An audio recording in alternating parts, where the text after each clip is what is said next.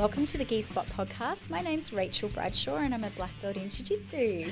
Hi, I'm Kaz Page and I'm a purple belt in Jiu Jitsu, and we're back again. How are you? I'm good. How are That's you? Good. I'm great. Excellent. Last week's episode was great. Yeah, we're still on a bit of a high from that, hey? Absolutely. Very much so. She's an amazing woman and she's doing some phenomenal work for the veteran space. So absolutely. And I've started training. I know. I've been watching your posts going up. I do like the comments that you put with the photos going up though. So let's talk about retrospective. How was your week? Yeah, it was really good. I started training. Yeah. I'm like 18 months out for this challenge that she set me. This, what is it, a 100K ultra. 100K. You only have to do 50. No. In a team of two. Yeah, in a team of two. So you got to do 50. Yeah. But how are you feeling about that? Look, the fact that it's 18 months out, I'm feeling okay because it doesn't seem real yet. Yeah. But on the flip side of that, I'm like, I've got to get my butt into gear. Yeah. And so I've started training. I haven't got myself a coach. That's something I'll talk to her more about that. Yep. But I have just gone, okay, well, we're 18 months out. Let's just get out there. Yep. So I've got a track nearby. It's really cool. It goes from a beach up to a lookout and then continues on to another lookout. So that's through Crackneck, right? Yeah. So I don't know how long it is really because Strava's telling me one thing, but the sign on the post at the walk tells me another thing. Which one's the longer one? I actually think that the signpost is lying. Longer or shorter? It's saying that it's 8.4 kilometres. Yeah. And I don't think it's that long. Oh, okay. Because I know me and I know how fast I move and I don't move very fast. And I'm managing to do it in an hour and I'm also going up like the terrains. Yeah. So I think that it's more closely to what Strava's telling me, which is about 5.5 Ks. Are you excited though? Like this is a whole new challenge, right? This is not something you've done before. Never something I've done before. Okay. Totally out of my comfort zone. Yeah. And I'm so excited. Yeah, you look excited. Yeah. You looked excited last week when we were chatting with her and the gauntlet was put down. So. Yeah, sometimes you just need that buddy to just go, let's do this. Yep. And you're like, okay, let's do this. Stop fighting it Yeah. and just go with it. You know, people pause and they stop and they think and then all of a sudden the excuses come in. And if you just go, I'm just going to say yes. Yep. Let's do it. Let's do it. So a good week. Yeah, really good week. How's your week been? Well, my week's actually been full of firsts, which is pretty exciting too. Tell me about it. So as you know, we've started the production company. Yes. So My Broken Productions. And a part of that journey is I was pretty excited with the fact that I'm a published author. Yes. That was something that I never thought. That's so cool. I know. So cool. Right? And it's a cool thing to say. Like, it really is. Because most people talk about, or a lot of people I know, even myself, I'm going, I'd love to write a book one day. But no one goes out and does it. And that's the thing, right? So, and I never thought I would either. And I did. And it's published and I can proudly say I'm a published author. Yep. I thought once we published the book and I'd moved on to podcasting and I thought that was it for me writing. Yeah. And with the production company, we've decided that I would blog the journey. You know, nobody knows how this is going to unfold and all the rest of it. But I started blogging and I started writing again. And I've already posted the first 2 blogs and the third one's written and I'm invigorated. It's like it's a part of this journey is us wanting to help people tell their story. And this is part of my story, you know, so I'm invigorated. So I got, you know, we've started the soft launch for it. I've started the blogs and this week is kind of the beginning of the beginning for this journey, which I'm super excited about. So they're first for me. That was really exciting. That is awesome. It is. I like writing. So where can we find these blogs? On the website. So I've started putting it up on the socials as well for the My Broken Soldier site. Yep. And the website is mybrokenproductions.com.au and there's a blog section in there. Awesome. And on there you can also find some stuff about the Gi Spot podcast. You can, and both podcasts, and that's ever evolving as well. So by all means, guys, please head on over to the website, My Broken Productions, and have a look because it's our journey and it's exciting and I'm excited for it. Awesome. Yeah. All right. Well. So that's my week so far. What's this week about? Okay, so this week's going to be a hard hitter, I think, because I think this week's going to touch with a whole lot of people that are out there, and it's about coming to Jiu Jitsu in the 40s plus. And it's a really interesting topic because you and I are both a part of the 40s plus Facebook group for Jiu Jitsu. Yep. I'm part of the 50s plus Facebook group for Jiu Jitsu. Yes. And there's a lot of people out there that are in their 50s and 60s starting this journey. And 40s. And absolutely 40s. And hats off to all of them. So we were talking just a second ago before we started recording about how old you were when you started jiu-jitsu. Mm-hmm. So you said you started at 27. So I was 27 when I first stepped on the mats. Yep. Trained for about 9 months. Yep. Fell pregnant. Stopped for 4 years or 5 because pregnancy plus 4 years. Yep. And when Flynn started, I started back. So I was 32 when I started back into jiu-jitsu. Yeah. And I have nothing but envy at that point.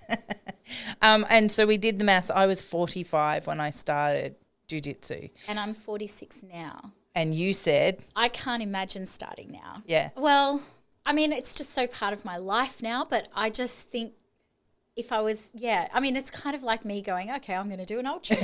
So who knows what I would do? I can. But the thought of it is more daunting the older you get. I think so. I take my hat off to anyone who, is mid-40s starting in this journey. Yep. Because it's a long journey. It's not like you're training for 18 months and doing That's it. That's it. Yeah, that's exactly 10 right. 20 years ahead of you. I'll be pushing close to 60 by the time I qualify for my black belt. And that is a daunting thought that, I mean, a lot of this is physical and you can't dispute that in any way, shape or form. But through my teens and through my 20s, I was exceptionally competitive. Yeah. And in all of the sports that I did, I competed at nationals, at state levels. That's in my DNA. That's so deep entrenched. It's like saying, in defense, they break them down and rebuild them and it becomes a part of who they are as a human. Yeah. It's indoctrinated into them. That was me. Like my teens and my 20s was so competitive. And that's still a part of my head space. So my head still wants to believe I'm 25. My body didn't, my body's got a different story. I don't have an issue with that. I think the longer that we can think that we're young, the longer we'll be young. Yeah, and I don't disagree with you in that regard, but there is a negative side to it as well. And that is because I'm doing something that in my head, and this is my own demons, right? So this isn't me competing with anybody else or anything like that. This is me fighting my own demons. But when I enter onto the mats, every time I go to the mats, I know this is something I'm never going to be a 25-year-old champion at. Yeah. And that's sad. There is a sad element to that goes, I came to this sport too late. And so you have to deal with that. And I think that there's probably a lot of people out there that are like me that kind of get onto the mats and realize that there is such a competitive component to this. And it's not, I say it all the time, it's not about wanting to beat other people. It's about, can I be the best? And that's my race against me, not, the best against two doesn't matter. Yep. But can I be the best? And the answer is no. But look, there are masters and things like that. Yeah, but it's my body that wouldn't sustain it. The injuries that I've taken from horse riding, motorbike riding, different things in that, it's knowing that this just has to be a social thing for me. It's a hobby. Yeah, that's the word. Thanks. It's finding that balance that says, Kaz, slow down. This is a hobby. Yeah.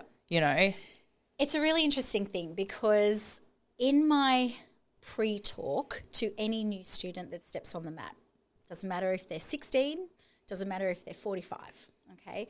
One of the things that I say to them is we've got rules on the mats. Some of the rules are we don't grab individual fingers, we don't grab or touch faces, and we don't just grab heads and start twisting stuff. Now, there's a reason, and I say because there's not a single person on this mat who is a full-time jiu-jitsu athlete. Yep. everybody's got a job to go to tomorrow. Yeah. Everybody's got a partner waiting at home. Everybody's, got to present in the world. And you don't want broken fingers if you're working with your hands. You don't want to be messed up all over your face with black eyes and broken noses and things like that. If you've got to present yourself to the world, right? So yes, sometimes those things happen. It's part of it. Yeah. We're not baking cakes. We are doing a martial art. But we try and minimise it by putting safety measures in place. Mm. And I say the only person on this mat that does jiu-jitsu full-time for their job is me. Right? Yeah, yep. So part of what I read a lot online about is people going, I'm a jiu-jitsu athlete and I'm doing this full-time and I sort of laugh and I go, no, you're not. There's probably a handful of people in the world that make money competing in jiu-jitsu. Yeah, I'm not disagreeing with you on that level, but that's not what I'm talking about in my head psyche. No, but what I'm saying is I think more people need to realise it's actually just a hobby. I think people take it a little too seriously sometimes and need to just relax their expectations on that a little bit. And I think in trying to find that for someone like me, that's a lot easier said than done. Yeah. And so that's where I think, it's not something that I would ever walk away from. It means too much to my family. Yep. It means too much to my husband. And now that I found my why in it, I'm enjoying it. Yes. Even today, right? So today, rolling with you, not even rolling, so ping-ponging. Yep. Look at me go. Yep. But just getting down and doing the Connor cow. You're welcome, Connor.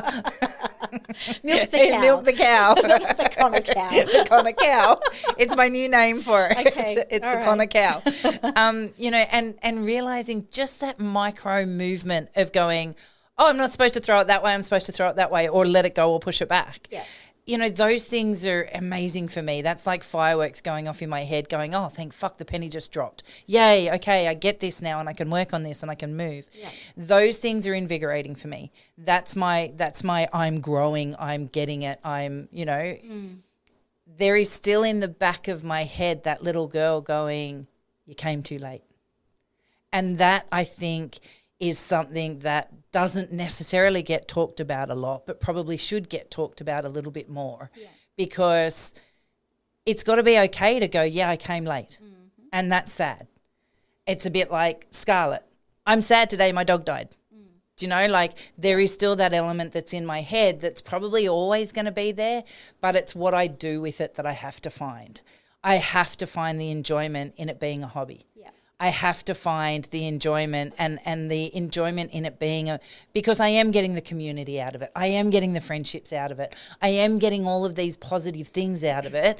And it's that conversation that I have to keep having with myself going, that's actually enough. Mm-hmm. And that's okay. So I think, I'm curious as to whether or not I'm just left of centre or there's other people out there. They're a little bit left of centre with me. I don't know a single adult student who came onto the mats as an adult. Mm-hmm. Doesn't matter if they're 20 or if they're 40. Yeah. That doesn't regret not starting younger. Yeah. It's the ones that start at 4 that they don't ever get to say that. Yeah. And they don't have to struggle with it. They don't have to struggle with that mentality because it's like, well, would you want me to start at 2? Did you want me to start in the womb? I don't know. I don't know. There's a lot of pregnant chicks out there doing jiu-jitsu, so the kids are being rolled. But most adults, I hear that at some point, oh, I wish I'd started sooner. Yep.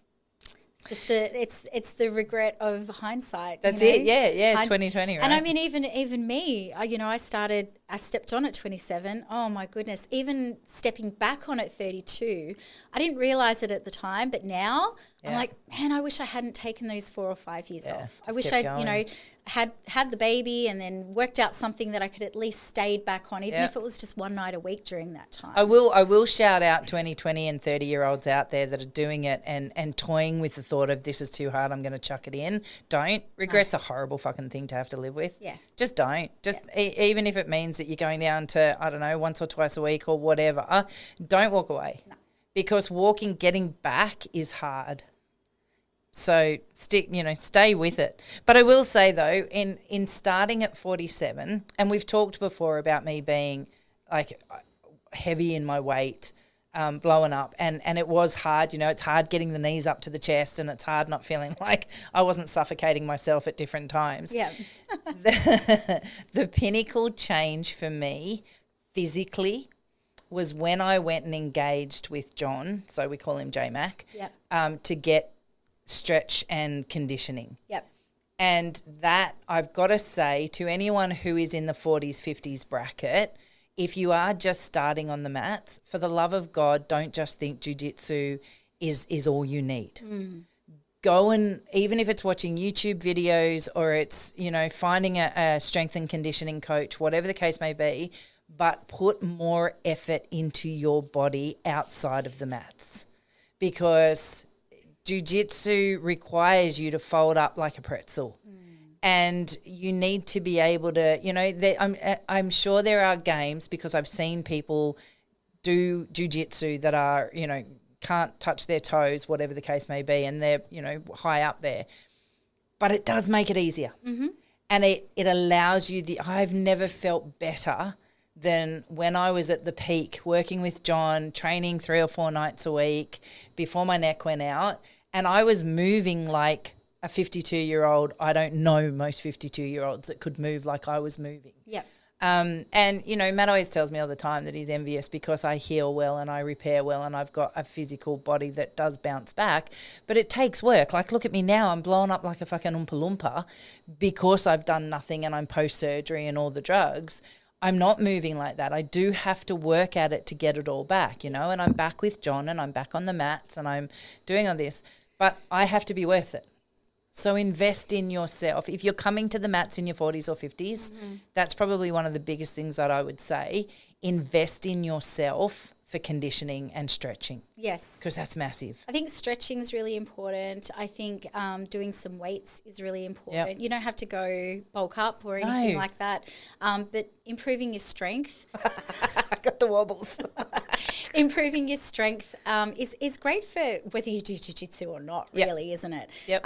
Everything gets stronger, your bones get denser, you know, and that's for longevity. We want those sorts of things. I actually need to get back, and I keep talking about it, but one step at a time.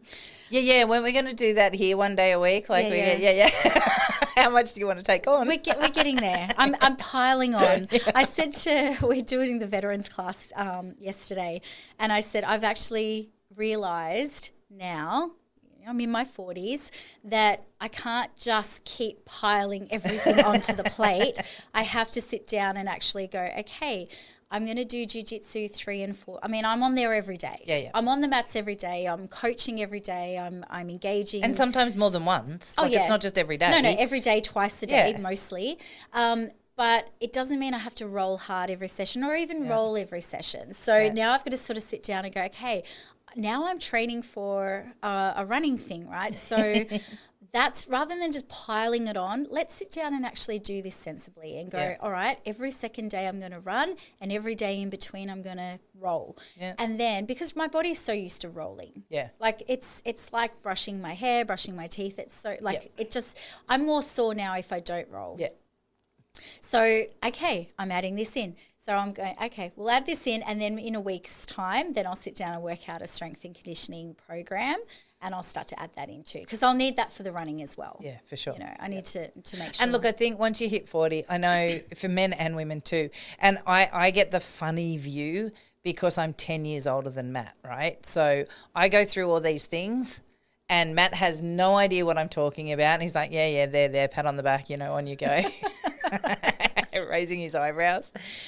And then 10 years later, he catches up and it's like, oh, yeah, remember? Yeah, I know what you... had that conversation and you just, you know. I know what you're feeling. Didn't think I was serious, right? Yeah. Welcome to my world. But as we hit 40s and as we hit 50s, things change and things slow down. And it is harder to kind of build up that strength, and it is harder to maintain the weight loss or to keep it off if you're losing it. So it's really important that we do refocus on ourselves. I think in 20s and 30s we're so outward facing and just having fun and whatever. You can think about, I've got to fit into that dress in a couple of weekends' time. So I might need to drop a couple of kilos, and all of a sudden it just magically disappears. Yeah. It just seems to think about it and there it goes. You hit 40 and it's like, Yeah, no, that's Not budging as much. My or father as used to easy call me a anymore. long streak of pelican shit until I hit 40, and then it was just Oompa Loompa.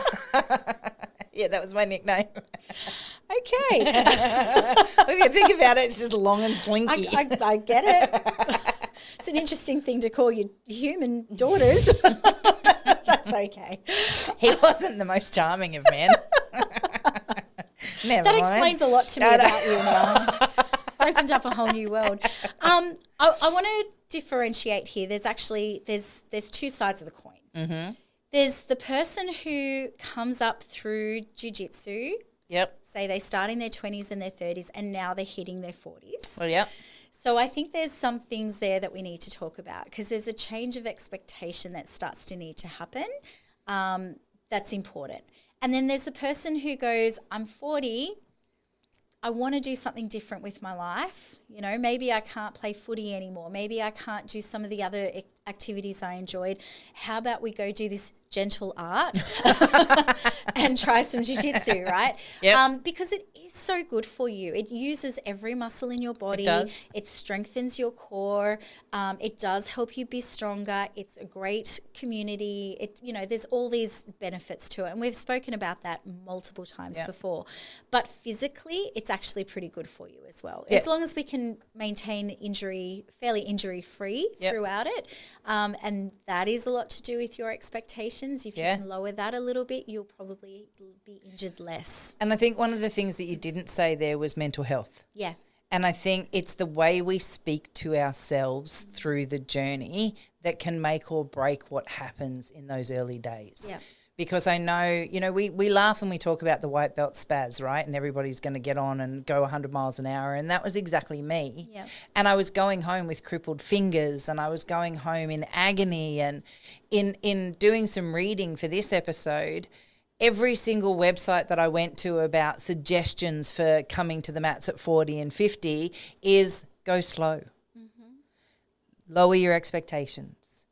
Be okay with being the new person and not knowing everything overnight. The older you get, the longer things take to learn.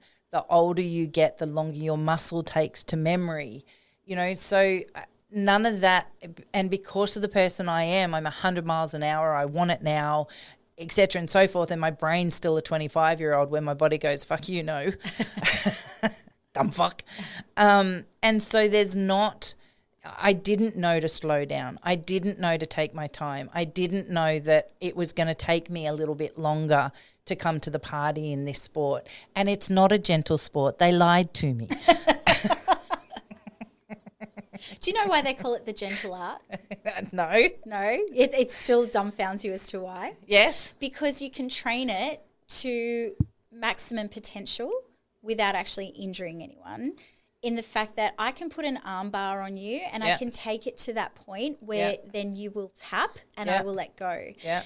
I know if I go an inch or two further, I can hurt you. You know that as well. That's why you tap. But no one gets hurt because you tap and I go slow and that sort of thing. Because you're a black belt. No. But in another type of martial art, like think Muay Thai or boxing, you can't practice that. Yeah. Well, not human to human. You can lightly spar with each other, but there is that contact. Yeah. And if you were to train to that point and just that second before, it's very hard to do. Yeah. But you're going to injure people left, right and centre. So that's why they call jiu-jitsu the gentle art, because in that way it is more gentle. But it does. The white belts don't get that memo. No. But the white belts don't know what they don't know. Yeah, I know. And they're like giraffes around on skates, right? And so their bodies are going left, right and centre and all over the place. I was more like a hippo on skates, but yeah, I get it. I was not gentle. So I think one of the big key points is if you are coming into your 40s and 50s, having already trained for a long time, or you're stepping on the mats for the first time, one of the big things you've got to do is just listen to your body more. Yeah. And learn how to listen to your body. Mm-hmm. That's a huge thing too, because I know a lot of people, Matt's got a lot of training in this field and people will ask him quite often about different elements. And having lived with him for 23 years, I've learnt and picked up a lot, and it dumbfounds me how many people don't know how to listen to their body. and aren't in tune with what the body is sometimes screaming out really loud, trying to tell them. Or they listen and ignore. Oh, yeah, that's true. Right? Yeah. It's like, my I'll just push neck's through really anyway. sore and Yeah. I've had a headache for 3 days. And I'll go, okay, so what have you done about it? Oh, nothing. Yeah. No. Just hoping it goes away. Well, no, maybe you need to go to a physio or to a chiro or to someone, an osteo, just to maybe get a bit of a readjustment. Yeah, think about it as an engine light on your car. Yeah. Because everyone who sees that little orange fucker come on the dashboard panics and goes to a mechanic. Yes. Okay, except you. Producer Matt shaking his head. No, I don't. I do. Or you look up the book Well, and you you do, read because it you and you don't want find to be out. stranded. That's right. That's my thing. Okay, Yeah. so, well, your body might strand you if you don't Exactly. check the engine light and find out what the hell's going on, right? And it could be a little thing. Yeah. And in fact, if you get onto it quickly, it often is a little That's thing. right. Yeah, a probably quick will be. fix. If you leave it and let it go on, and suddenly your engine's blown up. Yep. Yeah, and then you're fucked and you can't roll. Mm-hmm. Yeah. So it's about understanding. Even if you can't listen to it, if there is something that doesn't just feel right, even if you haven't figured it out, Yep. invest in you. Yep. Know that you're worth it. And just like your car, it is still your vehicle. Your body is your vehicle that's getting you through from sun up to sundown and resting sundown to sun up, unless you're a shift worker and then it all goes out the window anyway. That's true. I'll just shut up now. I know that. Okay, so we've definitely got that. The other thing is, one thing I will say is that as an adult, and I think more so in the 30s and 40s and certainly 50s realm, touch wood, I don't have to ever know, but dating apps were created for a reason, right? And dating app, I know you're looking at me like, where the fuck is this going? I was like, are we on the right podcast? We do get a lot of people telling us what they get when they ask Siri to look up the geese spot. And also, not only was I thinking that, but equally as horrified at the thought of ever having to use one. I know, me So, too. yeah, And yeah. that's why I said touch wood, Yeah, like it's nothing I'll knock ever on have it to too. do. All right, go for it. Sorry. But back to as you were. As we were. Okay, so yeah, walk with me here. Okay. Right, so as adults, we stopped socializing so much. It's harder to find friends. It's harder to get out and, people don't necessarily go to the pub and talk to strangers anymore and all the rest of it, right? So that's why all this computer stuff was created, so you can swipe left, oh, yeah, maybe, right? Or yes, let's go and have a coffee, whatever. They made it more efficient to meet people. Jiu Jitsu is a phenomenal community. Yes. And it will bring all walks of life together with a common goal, to learn this gentle art, to put the jigsaw pieces together with each other, to trust, to confide in, to rely on, to rely with, to learn from, to teach. There's all these rolling elements that come with this thing. And community allows you not to have to swipe left. Right? You don't have to sit in your lounge room and look on your phone and go through 500 people to decide whether or not you want to go and have coffee with someone.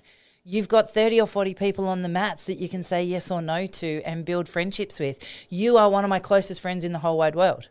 I got you through Jiu Jitsu. Yeah. Right? So it brings together. And people, as you get older, the fear of going and socializing, I think, becomes stronger. Yes. It's easier to sit on your couch. It's easier to go, no, I don't need anybody. We all need people. Yeah. And jiu-jitsu allows that. Yeah. And I've been in a lot of sports. I don't know a lot of sports that brings this level. They probably exist. I'm not saying they don't, so don't shoot me down, people. But this definitely does. It doesn't matter what gym we have been to around the world. I have friends in so many different places around the world because of jiu-jitsu. I think it's the physical closeness. Yeah, that's a really good point, actually. You can tap hands, bump fists with someone and then be inside their guard. I will say legs. So you can be inside their legs with clothes on, of course. Yeah, but pajamas. like I often will joke and go, I'm not even this close to my extended family. Yep. Like my immediate family and my jiu-jitsu people are the closest I am physically to anyone. Yep. And you don't bat an eyelid. Nope. Yep. It's just part of the normal thing that we're doing. Yeah. I had to giggle. I was giggling on the inside when you were like, because there's been a bit of a question lately about how to decline roles with people. Oh, yeah. And what do I say not to offend? And I was just thinking, wouldn't it be funny if we brought this thing out where someone would come and say, "Hi, Kaz, would you like a roll?" And you went, "Swipe left." You know I'm going to do that now. Swipe left. No need to re-ask. Blocked. Swipe left, swipe right. Let's go. I think we need to, that's got a trend, right? Swipe left. It could be a funny way to decline anyway. That's awesome. But and you have to know, like, swipe left means you need to now keep walking. Yeah. Go away, don't come That's back. awesome. No, I'm a fan of that. I think that's awesome. I think it's super important as you age and get older. And I don't like saying as you age. I don't feel like I'm getting older at 40 yet. Oh, wait till you hit 50. Okay. I didn't either. 40s, I was good. Yeah. I was rock solid through my 40s, no problems at all. I was still having a ball. Yeah. 50 hurt. 50 hurt mentally more than physically. Did it? Yeah. 50 for me, and I've spoken to a lot of women who have entered their 50s and have all agreed that 50 was like, oh, shit, it's the hump. You know how Wednesday's hump day and everybody goes, whoa, we're on the downward slide? Yep. Yeah, 50's, oh, shit, I'm on the downward slide. And that was a real awakening for me. Yeah. That's like, oh, hang on, I'm running out of time. Yeah. The first year of my 50s, I struggled a lot. Second, I'm 52 now, and I'm like, nah, all right, well, I've just got to get shit done. Yep. Get out of my way, and I'm back. No more wasting time, yeah. Because I think we do a lot of that. Yeah. As when we're younger, don't we? For sure. You think you have forever. Yeah. And so you just sit on the lounge and binge watch Netflix and go, I've got, 80 years ahead of me. Yeah. And you just waste a hell of a lot of time doing a hell of a lot of nothing. I actually wrote that in my blog today that I finished this morning. It was about the 2%. Anyway, it doesn't matter. But one of the lines that I wrote in there was, the lesson I learnt at 52, I wished I'd learnt at 30. And it amazes me, we say all the time that with age comes clarity and comes foresight and what is it? Wisdom. It's sad that, and I know myself at 30, I wouldn't have listened to someone in their 50s either and took all their wisdom. Like you just don't. You can't put an old head on young shoulders. You just can't. And I wish you could. That's a saying. Yeah, I know, right? And I just think of all that wasted space that I could have better, more so done with had you been able to listen back then. So, 30's out there with any insight at all, listen. Yep. Do look after your body better. Don't think that you have tomorrow because you might not, so do it today. Yeah. Just do it. It kind of bounces in the exact opposite of my next thing though, which is you need to prioritize your recovery. So you actually need to prioritize your downtime and let your body rest a little bit. Yep. But that doesn't mean doing nothing. No, and it doesn't mean coming off the mats either. And I did 75 hard during COVID. I don't know if you've heard of it. It's like you have to do 2 sessions a day of hard physical activity. You got to do this, blah, blah, blah. But one of the things that I used to do, because I used to was running a lot in that time, lifting heavy weights and stuff, and wasn't doing Jiu Jitsu because it was COVID. But on a Sunday, in my head, I was like, oh, I've got to go for that run. Oh, no, I don't. I just need to get outside and do some exercise. I can go for a walk today. Yep. So I called that my active recovery day, whereas I wasn't doing nothing. I wasn't just sitting on the lounge going, okay, I'm recovering and I'm doing nothing. Yep. You can go out there. You can have the ice bath if you're into that. I'm not. I can't stand cold water. No. But I like the spa. I can hop in the spa or the sauna or go for the gentle walk or do some yoga, do some stretching, but prioritize your recovery. Yep. So that's going to give you longevity. And again, coming back, I know I harp on it a lot with the mental health space, but it's such an important part of our world. And going into the surgery, that first surgery that I went into, I was only supposed to be off the mats 3 months. Yeah. And then all of a sudden our whole world gets turned upside down and I'm off the mats for 6 to 9 months, right? Well, I'm not. I'm not off the mats for 6 to 9 months. I had the surgery in August? Yep. and we're November. Yep. I'm back on the mats, and I'm not back on the mats being me. I'm back on the mats being 30% of who I was. But at least you're back on I'm the mats. back on the mats, right? And even Matt said to me this morning when I was getting up, he's like, "Oh, are you going to training this morning?" I'm like, "Yep." He goes, "Oh, good for you, babe." You know, it's happy. And Michael, one of the veterans, said to me today, "Kaz, I'm so glad to see you back." He said, "You walk in and you seem so happy and so vibrant every time you walk through the door." Yeah. And that kind of feedback, that lifts you. Yes. That's like, oh, cool. All right.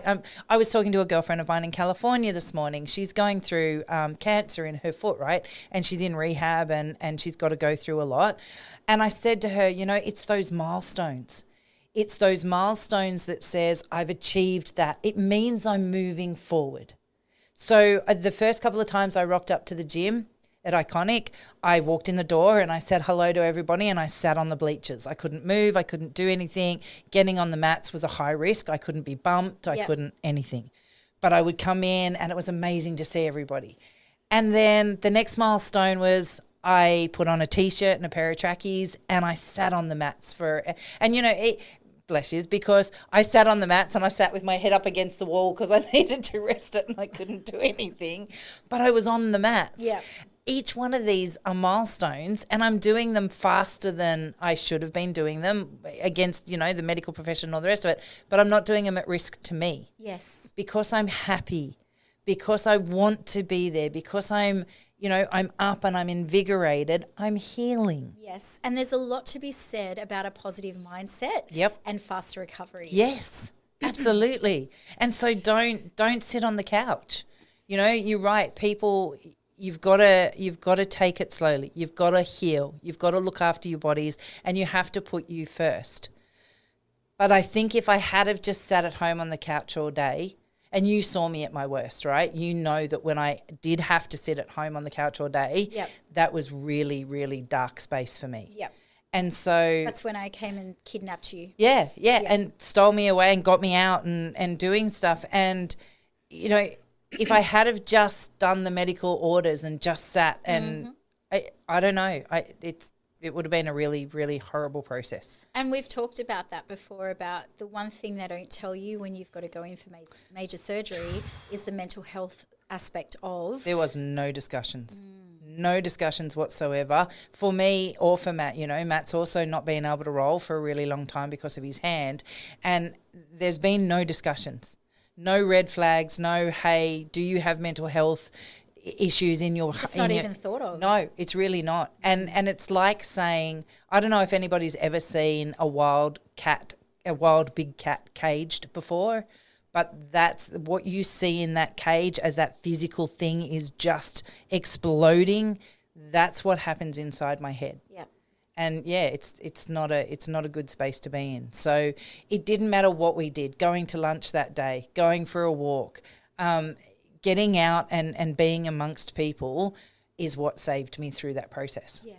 And I think because I'm older, it was harder. If I was in my 20s, it would have been a different landscape. But there's things that you have to take into consideration if you take an injury in your 40s or your 50s. Yep. There's more things than just the physical attributes to it. When we train as older practitioners, 40s, 50s, 60s, 70s, I was having this discussion with, he's actually our oldest member on our mats. He's 58, 59. And he was saying, and he's incredible, absolutely peak physical condition, can roll as hard as anyone can roll on that mat. And he was saying to me that he was feeling like his body was starting to get a bit sore. And I said, well, you can go more gently with your rolls. Like he's got that kind of old man strength, rah, rah, and he just goes like, rah, 100 miles an hour. He's one of our purple belts. He's awesome. But I said to him, we had this conversation one afternoon, and I said, you've got to learn to play a little bit more. Yeah. Because when you play more, you're not putting as much pressure on your body. Yep. When you're holding onto stuff tight and everything's kind of straining and you're thinking, I've got to win this round, or I've got to, engage, get on top, do, what I want to do, that's putting your body at your highest risk or maximum What capacity. was his response? Well, it was kind of like I think a light bulb moment. I'm like, oh, okay.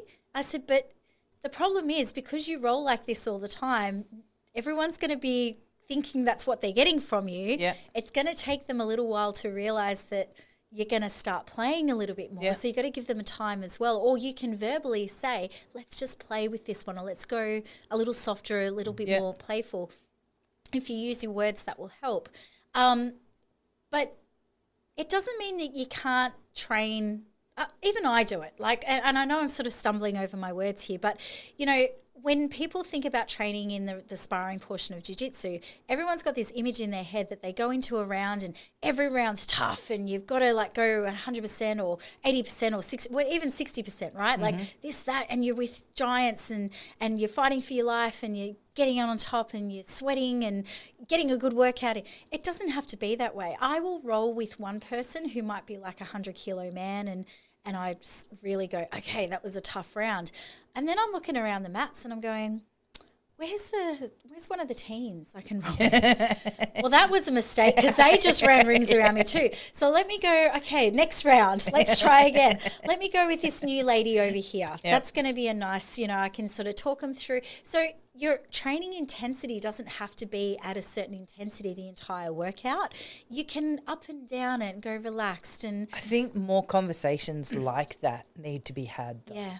Because in all my previous training worlds, that's not a conversation that had ever transpired until we went into COVID and I had the rats downstairs and they were like, Kaz, 60%. Like if you're going to go 100, so am I. And you'll lose. And I did every time. Yeah. And I really struggled with how to drop back.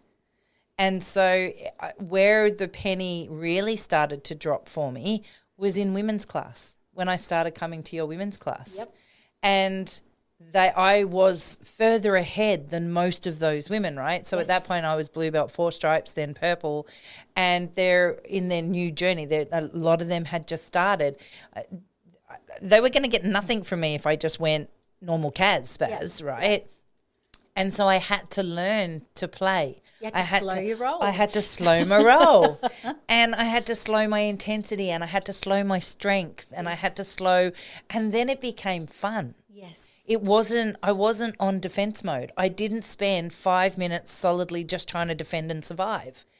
And I think that had I not probably entered into that women's class, had I not had those discussions with you, had I not been sort of confronted with it by the rats as well, going, hey, and they were, bless them, because they were all doing it to protect me. It's like, Kaz, slow down, like we're helping you here.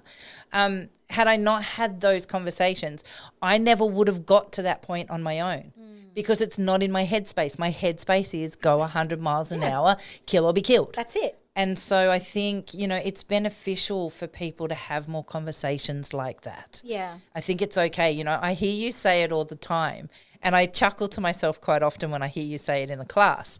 It's okay to use your words. Yes. And it sounds so bizarre that that's funny and that but people don't talk. People forget. Yeah. People think that even to the point where you'll be doing jiu-jitsu and training and sparring with someone and you'll have your hands tied up and you'll have your legs kind of tied up and you'll have people like tapping on the shoulder like really lightly because that's all they could do with 2 fingers and you're literally going, you can say tap. You have a mouth with words that you can still use. It's not just a physical thing. Yeah. No. So, that's at its very base level. Yeah. But but it's true though. It is. It like really you see is. that happen all the time.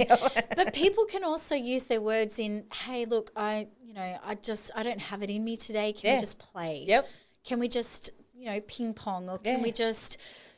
the way that you tend to roll will be how you tend to receive things back as well. So that's important. Like, don't be that person that goes, hey, let's just play, and then you go full ham. Like, that's not fair either. But there's guys in the academy that I know, they roll hard. Yep.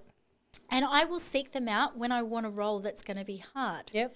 There's people in the academy that I know that play. And it's all about, it's more about the jigsaw puzzle technique side of it, going in and out, upside down. Matt's excellent example of that. When him and I have a roll together, it is purely that technique and that technical application of how can we get to checkmate. Yep. It's not about who can outmuscle the other person. I'll lose that anyway. But it's not about that. It's about, you know. And he says the same thing as well. And he loves it. And it's an interesting and it's a really eye-opening process too, because you don't realise how much of those micro movements and the technical learnings you get from just having a play. Yes. From slowing everything down and going, oh, you know, you were doing it today when we were doing the I forget what it was called, but head and arm choke. Yeah, my favourite. Which you wanted to do. Which you like I've got to learn a new game. You're on this mat, Kaz, but today's technique is not for it's you. not We're for not you. pushing our head with our neck into the side of someone's shoulder. But I just had to show him what I meant about roller shoulder. Anyway, we'll have that discussion later. Yes. But it was like, getting them to slow down and go, okay, you've got to tuck your elbow in, and you're walking around the elbow. And then it's like, no, you know why that didn't work? I got to watch because your elbow was out as you were walking around. Yeah. So the slower you go, the more you get to see those micro movements, the more you get to understand them. Yes. And if you do it repetitiously over and over again, then on the occasions that you want to go have a hard roll, it's memory cemented, right? It's in your muscle memory. You're doing it. But if you're just a bull at a gate every time, and that was my biggest flaw. In my jiu-jitsu career, in my jiu-jitsu journey, everything was bull at a gate. Everything was just fast and hard. I was just in that survival mode. And a lot of academies run their things that way. Mm-hmm. There's something that Grant and I will always say to the students on the mats, and that is if the only time you can get something is because you've put it on fast, there's something wrong with your jiu-jitsu. You should be able to still get something and go very slow with it and still be, if you can still get it when you go slow, that means you have all your ducks lined up in a row, everything's where it should be, and you can still finish it by going slow. That's when your jiu-jitsu is really good. Yeah, I agree with that 100%. All right. Nutrition. As you get older, it becomes more important, right? Yeah, it's not one that I've ever really, I say ever. I'm sitting here drinking or sipping on my Pepsi Max. That's all right. I'm having coffee and water. Well, so that's probably healthier than my Pepsi Max. I haven't had Coke Zero since before the surgery. I know, and it's huge for me.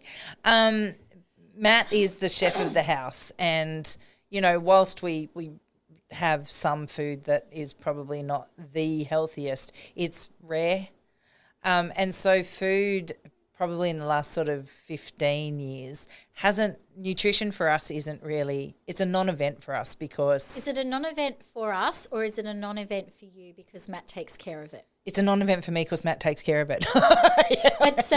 I've seen Matt's meals and they're incredible, and they've got the protein, they've got the veggies, they've got everything that you need, and it's all fresh, made from scratch, constant. A lot of stuff out of the garden, in fact, which is healthier than haddock to plate.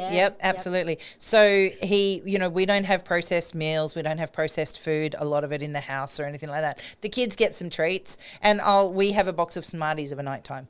That's our treat. We go to bed and we eat a box of Smarties. But it's, breakfast is a cooked meal, and lunch is a cooked meal, and dinner is a cooked meal. So he has always been very mindful of food. And especially I had diabetes through pregnancy. Right. And there was a big shit fight with that when they put me on to whatever that shit is that you're supposed to take when you got diabetes. Insulin, thank you.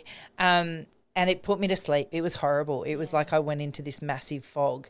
And he got really angry. He's like, no, you're off it. We'll do it through diet and exercise. And we did, and we curved it all back. Yeah, it's amazing. It really is. So, if you're willing to put the time and effort into it, it can be a thing. But I think as you get older, I think it is certainly something that you have to take into consideration.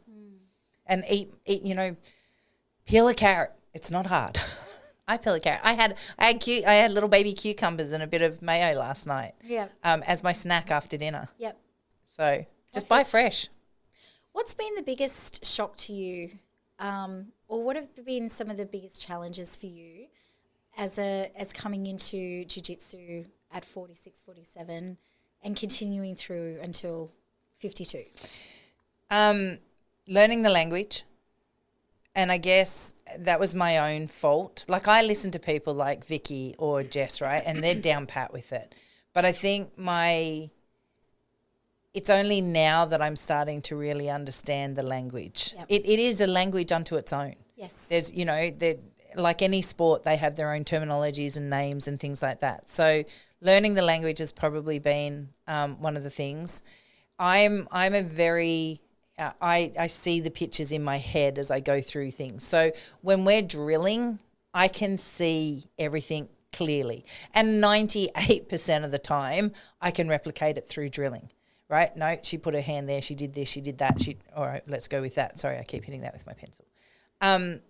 But then transitioning that from a drill to a roll, getting my headspace out of defense mode, learning to try and put that into a jigsaw puzzle, learning to concentrate more on what I'm doing, learning to let go of the control.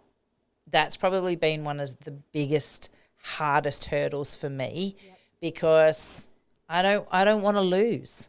But also everything else in your world is within your control. Yes, everything.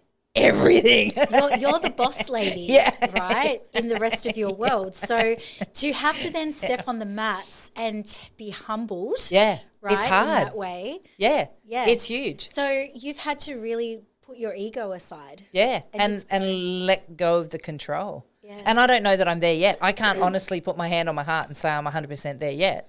I still don't think I am. I still think, even today when we were ping-ponging, the first thing I wanted to do was grab you inside control and, take control and hold you, and because that's where I know I can. Yeah. And then what are you doing, Kaz? You can't do that from there. I'm like, well, I'm just trying to do something new because I don't want to dive for side control. And so it's a conscious effort. Everything in my world outside of jiu-jitsu is I've been doing my job for 30 years. I've been, in my space, in my world, in my comfort zone for so long. And I've built this bubble where I can pull the strings and I know everything I'm doing, and I manage stuff and I organize and I structure and everything. That's not the case in jiu-jitsu. And it is actually one of the biggest things that I see with middle-aged people stepping on the mats for the first time. Yeah. By the time you hit your 40s and 50s, you tend to have life a little bit better worked out. Your kids are growing up, you've been in your work, you've probably climbed the ladder a little bit. Yep. If you've done other sporting activities, you've done them at a decent level or for a long time, you kind of know your stuff, right? To step onto the mat for the first time and be a complete newbie all over again, it's not a great feeling. No, it sucks. Especially if you've been that person at the top of your whatever that you do. And it's the biggest thing I find, especially with men, really struggle to go back to being at step one. The learner. Yeah. Yeah, the learner. Yep. And so there's a lot of ego that has to sort of settle down, because especially with jiu-jitsu, where it's like, well, we're fighting, aren't we? Mm-hmm. And most guys think they can fight naturally, even if they've never fought before, or they have been in some scuffles in their time, or this or that. And there's a testosterone element to it as well. There is, right? Yep. When Jerry was on the podcast a few weeks ago, he said, and it nailed it. It was like, when guys come in, you've got to kind of calm them down and go, you don't know everything. Settle down, relax, chill. Yeah. When women come in, you've got to kind of fire them up and go, you can do this, get out there and kill them, because women tend to be like a little bit more second guessing of themselves and, I don't think I can do this. The guys think they can do it without ever doing it before, right? So that's one of the things I see where people struggle. Yep. And as you get older, it gets harder. So you've got to lower those expectations. And it's not ego in a what's the word I was thinking of? It's not ego in a malicious way not at or a all. posturing way or anything like that. It's just every human being has an element of ego in them. Yes, and it's healthy. Yeah, If yeah, you had absolutely. zero ego, then You'd be boring as batshit. You wouldn't get anything done. Yep. Because you would never believe in that's yourself. right. enough And there's to do no it. challenge in your own self too, right? So it's not a posturing ego in that regard, but it is still an ego that needs to be left at the door. And quite often we think we acknowledge it, we think we're doing that, and we're actually not. And that was me for a really long time and still is to a degree, because irrelevant of who I'm rolling with, there's still this little voice inside my head going, don't lose, don't lose, don't lose. It's not don't lose to you. It's not don't lose to the person.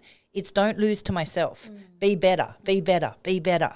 And you've got to quieten that noise. You got to learn to go, shut the fuck up, dumb fuck. I'll get there when I get there, and that's okay. Well, that actually goes into probably my last point. And it circles right back to what we talked about right at the start, is that when you're older and, 40s, 50s, 60s, whatever it is, you need to set realistic goals. Mm-hmm. That doesn't mean joining your Jiu Jitsu academy and rolling and training 5 or 6 times in your first week. Because we won't see you for 2 weeks after that. You will be very sore, and you'll also lose motivation. Yep. You need to kind of keep this so it's just almost there. So, go, okay, I'm going to start with 2 days a week, or I'm going to start with 3 days a week max. Yep. That would be my expectation. 2 to 3 days. One day, you can do 1 day a week. It is a very slow journey if you do 1 day a week. Yep. And there's a lot of time in between for you to come up with excuses and sit on the couch and end up and doing YouTube your jiu-jitsu journey. But if you go, all right, 2 times a week or 3 times a week max, I'm just going to start out with that. Yep. Give your body time to adjust and have no expectation beyond that. Just keep turning up 2 or 3 times a week, 2 or 3 times a week, 2 times a week. And if you get a 3rd session in, well done you. Yep. That's what I think would be really good. As you progress, you will naturally pick up an extra day here or extra morning there or something like that will just sneak its way in. It gets easier. It does. Yep. It gets much easier. Like I said to you, rolling for me now is just like brushing my teeth. Yep. And I could do it I do it in my sleep. Who else rolls over in bed and does a hip escape? Yeah, do you no. do that? You don't do that? Do you do that, Matt? Do you roll in? Yeah. When I roll from one side to the other, I do a hip escape to get from one shoulder to the other. I do a hip switch in bed. So I literally do. And I hook my foot over the mattress and I throw myself around from that. Please send us a message if you do what I do, because I often wake myself up mid-switch. I'm jiu-jitsuing in my sleep. But yeah, so that's having your expectations at a reasonable level. I post up quite a lot in response to people on the 50s plus chat group, right? Because they'll go, oh, I'm injured and now that means I'm off for so long, etc. And I'll often say, or people go, oh, I came in thinking that I was going to do 5 days a week or whatever, and I'm just not there.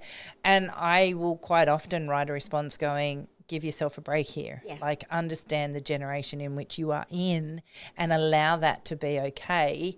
Or you'll hear complaints about, I just can't keep up with these 25-year-olds. Yeah. Why are you even trying to? Exactly. Like, just don't. Yes. Let them have their time as we had ours when we were 25 and be okay with that.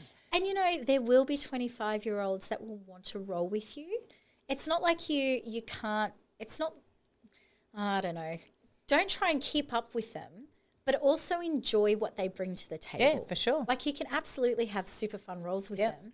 Just don't try and compete against them. No, and don't have it with every single one of them every night that you're in their training, Exactly. Back to what you were saying before. Every second roll, take some time, have a play, work on the micro. You're not learning that's probably one of the biggest things, the biggest light bulb moments for me in the last 12 months of jiu-jitsu has been, I am learning more by slowing down than what I've ever learnt by going fast. And that awakening moment of going, I don't care if you want to go 100 miles an hour. I need to slow down because I want to learn. Not you, but whoever I'm rolling with. Yes. Oh, it's definitely not me. I have slow jiu-jitsu.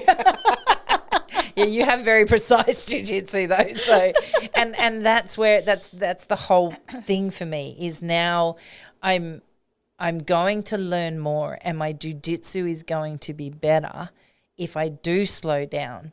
And then every so often I will still be able to ramp up and go hard and do that against the appropriate person, but I'll do it better and I'll do it smarter, even at 52, even at 55, even at 60, because I've learnt now that not everything's going to come to me like it did at 25. And so I have to shape and shift. It works. And there's a little bit to be said with kind of hunkering down and protecting. If you're with someone that's going 100 miles an hour and they're spinning all around you, it's quite often that I'll just hunker down a little bit and let them wear themselves out, spinning around me doing all their jiu-jitsu.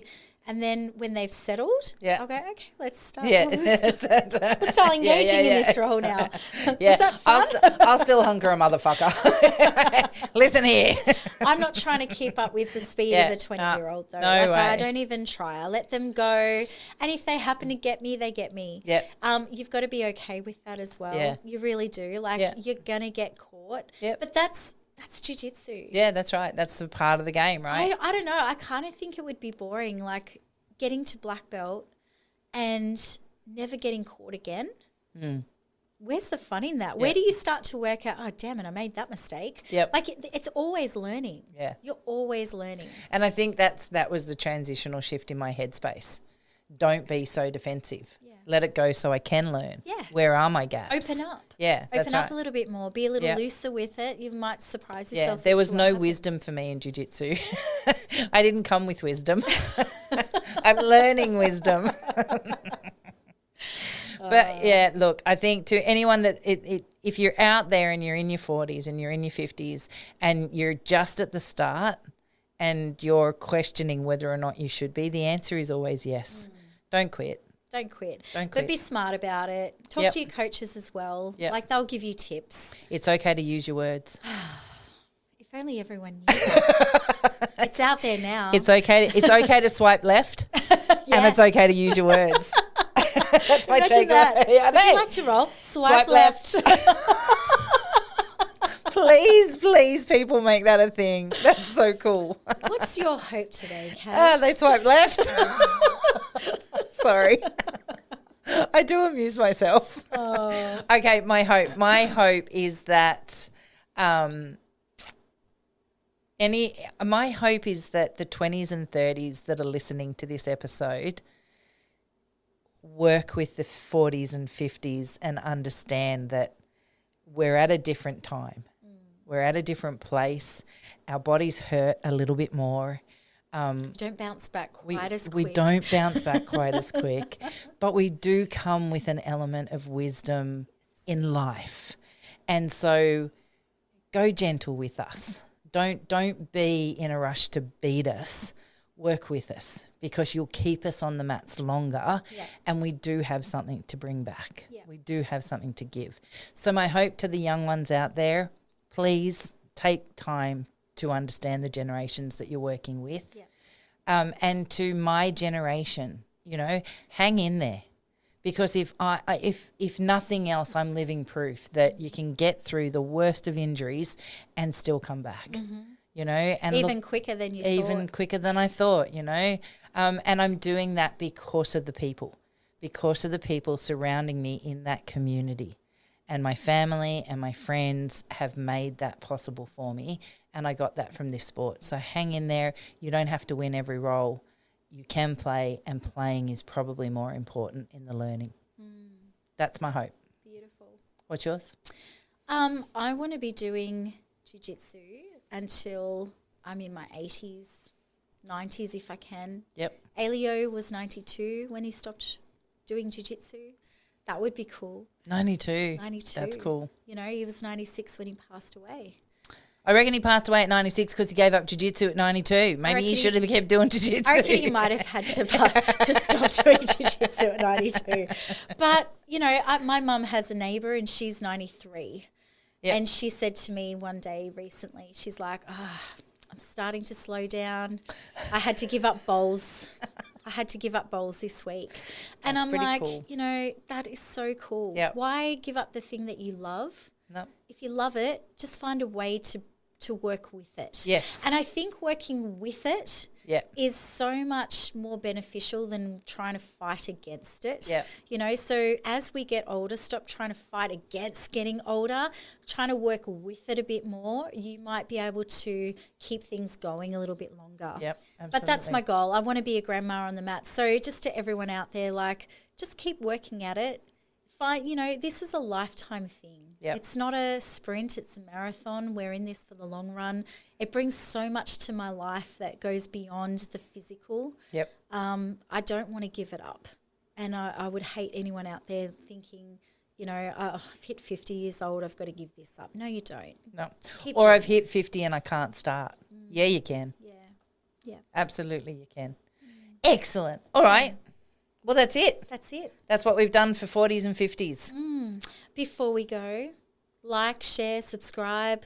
And reach out to us too. Yeah. I'd love to hear from some 50-year-olds and 40-year-olds just starting out. Yeah. Shout out to us. Let us know how you're going. Yep.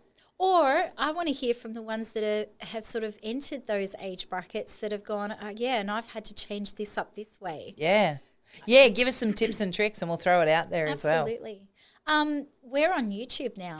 We are. We're on YouTube and we're video live on Spotify and all of the other streaming things as well that I don't know what they are. But so we're if you out don't there want to just listen, if you want to watch too and see all Kaz's beautiful facial expressions. And find out why I can't play poker. I cannot keep a straight face to save give everything away. They do. Check us out there as well. And don't forget Savvy Touch too for your 15% discount with the capital G, capital I code. Get your rocket fuel. I've seen so many ads about rocket fuel lately, and it's not just because I follow them. Yeah. I'm seeing it from all different aspects. So their brand is really starting to take off. It's amazing. And he's got the release now on the sports one as well. So it's been certified and everything for professional sports people to be able to take with them, and it's FDA approved and blah, blah, blah. Our physio I was telling him about it and he bought the stuff the next day and I've rocked up for my next week and he goes, he's got the whole pack, he's got it all now sitting on and he's going to become a reseller for it. Oh, wow. Yeah, he's absolutely besotted with it and he's putting it in all his patients' mouths every time they walk in the door. It's hilarious. I'm like, I don't need it. I had it an hour ago. Thanks, we're good. You know who I was selling it to, or not selling it to, but telling about was my son's singing teacher. Oh, of course. Yeah, because like she was just saying, like sometimes cold and flu season, you get a bit blocked up. And I'm like, you've got to try this Have I got something for you? Yeah, and this just will open up all the airways and let that sound come out. It's amazing. So, I mean, look, it could be for anything. But anyway, without further ado, thank you for listening again to us this week. Please say hi. Thank you, Kaz. Thank you, lovely. And I'll see you next week. Bye. This podcast is a My Broken Soldier production. And brought to you by Iconic Jiu Jitsu.